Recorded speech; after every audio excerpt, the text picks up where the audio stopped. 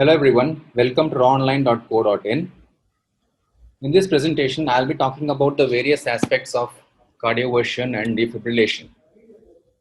I'll be dealing with the technical aspects of cardioversion and defibrillation, when to do this procedure, when you should not be doing this procedure, and how do you manage patients who present to you for elective cardioversion. And in the end, I'll be talking about some special situations as well. Now, this is how I'll be going through my talk. I'll be introducing you to the concept of cardioversion and defibrillation. Then I'll be talking about the indications and contraindications of this procedure. Then I'll be discussing the physiology of defibrillation and cardioversion. What are the types of defibrillator available right now? What is the difference between defibrillation and cardioversion? That is very important to understand. Then I'll be discussing the pre-procedural evaluation, the peri-procedural management of such patients.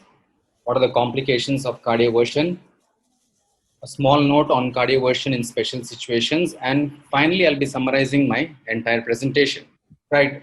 To put it in simple terms, external DC cardioversion is nothing but a brief but painful application of electrical shock across a patient's chest using a defibrillator. Now, this is the simplest definition.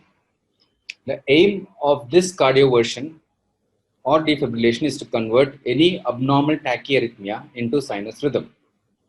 Now, naturally, when such patients present to you, their anesthetic management can be quite challenging.